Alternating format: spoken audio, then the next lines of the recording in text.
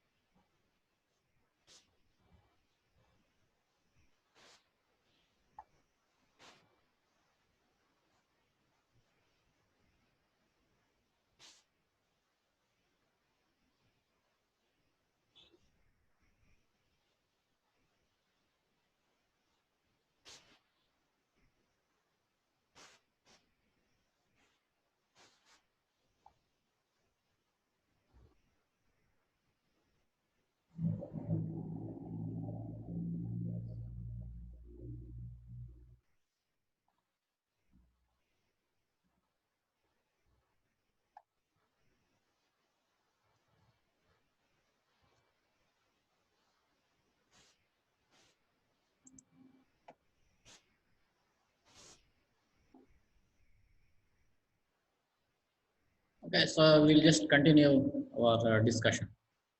So I think most of the participants are UG and PG. So one thing I would like to tell you in this stage here, for most of the case, particularly for the UG and PG students and also for all the participants, what I would like to tell you here in practical aspect of view, in professional point of view, so there is no necessary to too much acquainted with these software unless otherwise you know all the basic principles of analysis and design. That is the most, as a fresher, you don't directly jump onto the software and you learn. There is no use. Okay, if you just use so many of resources and YouTube and all, if you just install software, you just learn like that only. There is no point of view in learning like that. So that's why this workshop specifically designed for the youngsters or some of the your PG and UG candidates, those who are interested to learn in a practical approach, in a practical way, you should be able to tackle these software because you see uh, so many things. Uh, so what will going to happen here is just one old saying is there. What is that? The old saying is that garbage in, garbage out. This is an old famous saying about the software. In a lighter sense, if you take any software, it is nothing like garbage in, garbage out. What is this? If you put the wrong thing, the software will going to give or the output the wrong thing. Then how we are going to know whether that is right or wrong? That is the main thing, no? That's what you should be very careful about using this software. And I recommend you don't directly jump onto the software and you learn haphazardly.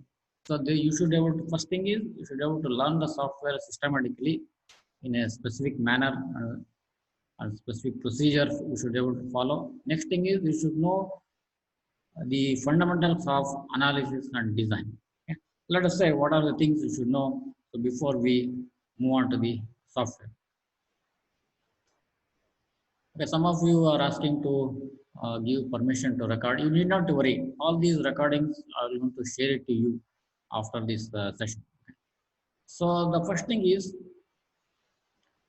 throughout this workshop, you just correlate whatever we are discussing. You just correlate everything to the real world.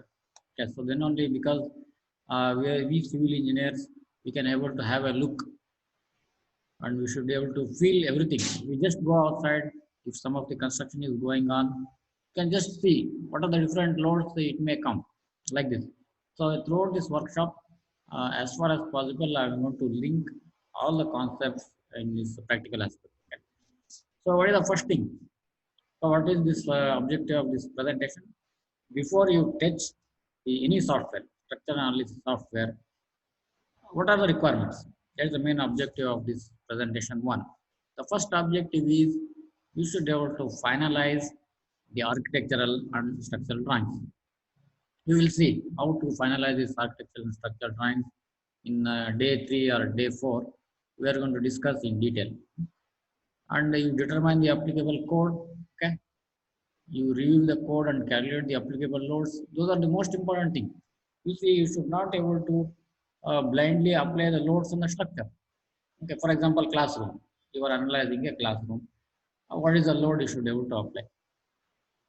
You should go back and you should open the code book. So, which is the code book you should be able to see for this loads. EG and PG students, I think you know. So, for the calculation, what is the code we are going to use? You can just send in your this one chat box. IS 875 part 1 regarding dead loads, part 2 live loads, okay, part 3 is wind loads. So what I mean to say here, first and foremost thing is you should have to keep all the applicable codes or available codes in order to analyze a building. Okay, what are the important codes? One is the code respect to loads. Okay, and the important is IS. What is the code name? So IS 456, no? That is the most important, IS 456. So 2000. So this is the main important code for reinforced concrete design based on the limit state. So these two codes you should be able to keep in front of you while designing or analyzing any type of building. That is one. It depends. Okay. So next thing is the most important thing you just observe here is you should be able to fix these preliminary sizes. This is most challenging. Okay. So because, for example, you are just modeling a G+1 building. In order to do the modeling, software will going to ask the beam dimension, column dimension, and slab dimension. How we are going to give? That is the most important thing. No? So that's what we are going to discuss in this session. We are going to take up further. Separate one project we are going to take. Next. And next most important thing here is get the load calculation check. What is this?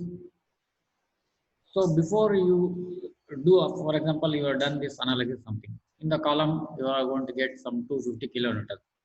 You just find out the reaction in one of the column. It is given 250 kilonewton. But you should not be able to finalize the 250. You should know how to calculate that load manually. Always, you see, you should be very careful about the software. There are some methods where you can able to validate the software or validate your own model based on some of the manual calculation. Okay. Just in future, we are going to let everyone know how what is the technique in the future, so that you can able to work out in your free time. Okay. So one more thing I would like to tell here is there is so much of thing to share here, because since this is a 5-day workshop, okay, as much as possible, I'm going to let you know all the information. Okay.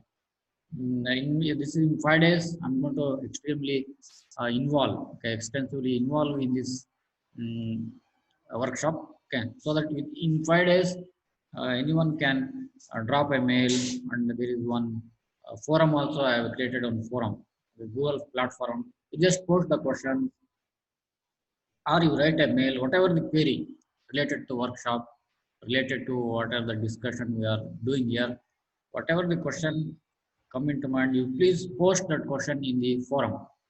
I'm available. I'm going to share my experience or solution with that within in these 5 days. Okay? So that is one thing. So what about the next one? So this is pre-analysis stage. So the next one here is this you need not worry about. So this you are going to take care. So once you are ready with structural framing plans, okay. Once you are ready with your calculation of loads, and once you are ready with all the preliminary sizes, you should keep one. You should be able to prepare on design basis report. So before you model this, you should prepare a design basis report. Just I will going to show you what is this design basis report. So once your preliminary design basis report is ready, then you can able to start doing the model. Okay.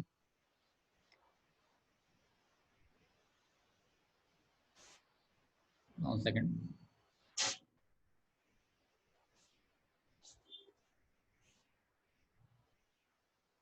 So you need not worry if there will be a small 10 minutes break will be there. If session ends, you need not worry. After this 10 minutes, you can rejoin to this session. Once I open the session once again, okay, we'll just continue.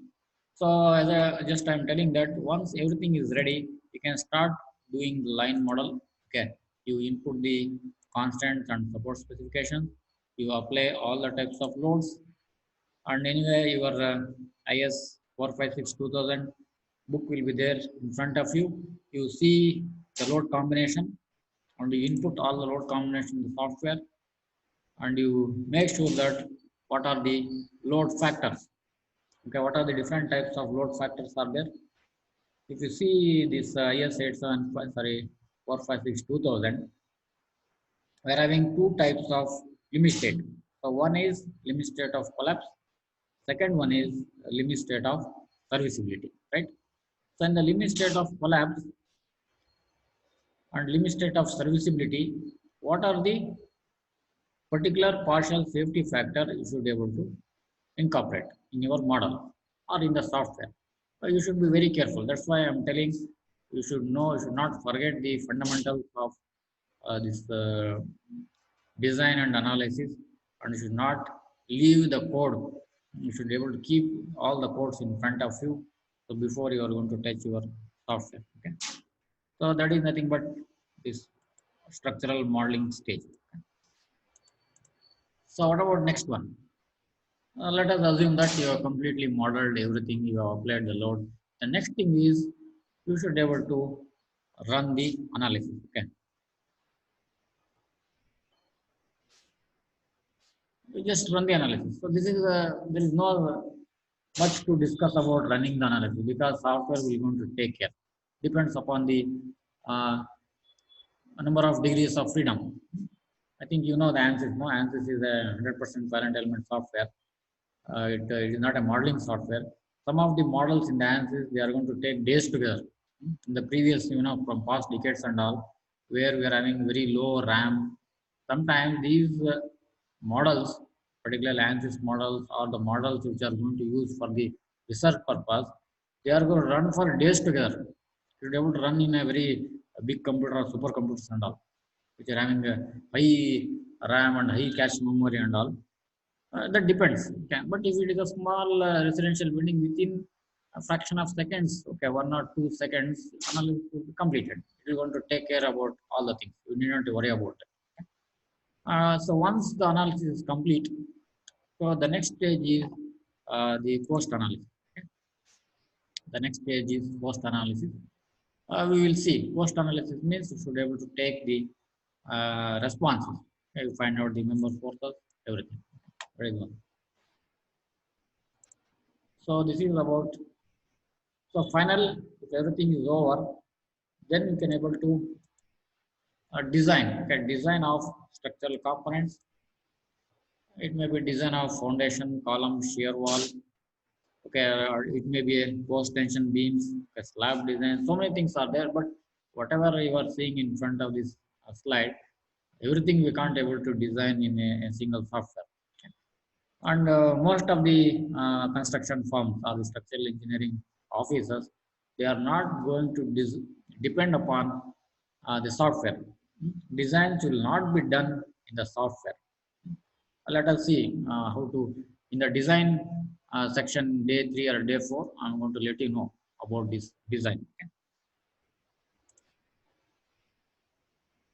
So this is about this end of the presentation. I think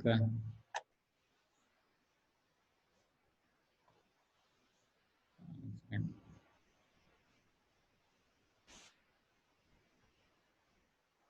so just I will